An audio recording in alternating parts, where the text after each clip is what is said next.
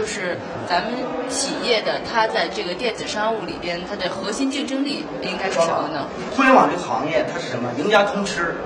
也就等于说，你像做聊天软件的话，就是马化腾、QQ， 那你其他软件再做的话，等于就是起步晚了，它先入为主了，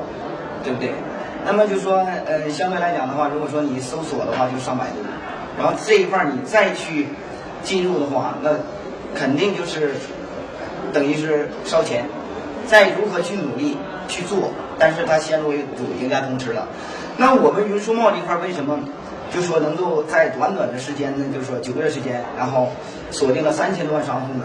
就是等于我们抓住了互联网的一个盲点。那么这一块呢，就是说我们专业名词叫专属个人个性化的网址移动导航。但是因为我在宣传的时候呢，很多普通老百姓他不懂，那我就管它叫什么叫移动收藏夹。那它的优势在于哪里呢？就是会电脑的人呢都知道。那么就是说你自己在你电脑上，如果说有一些你喜欢的网站，会把它收藏起来，对吗？但是只限于你自己的电脑，等于你换了一天电脑它就消失了，就没有了，懂吗？那现在就是我们这个网站呢，就集合了国内的大概就是500到1000家这种主流网站，把它集中在一起，用很漂亮的一种图片的方式集中在一起，方便你去查找任何网站。就现在的主流网站都可以找得到。它都是那个分开的，比如银行的这一块、新闻这一块的，或者说主流的一些网站分开的。那这样呢，提高了你的上网速度嘛，基本上可以提高40%。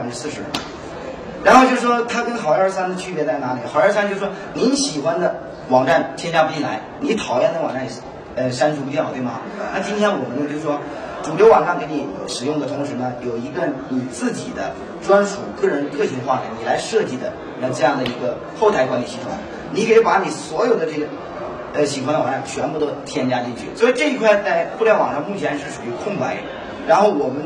算是佼佼者，目前做的也是最成功的一家。创新、跨越、引领、共赢，不断增强企业核心竞争力，实施创新驱动发展战略，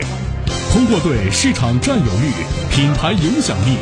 用户满意度、品牌美誉度、社会责任、企业文化等6项指标进行综合评分，依据组委会推荐、公众投票、评委审核，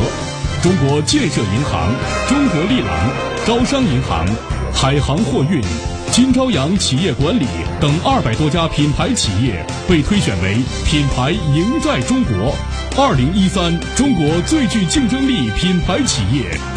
中国梦的光辉在创新与实践中闪耀。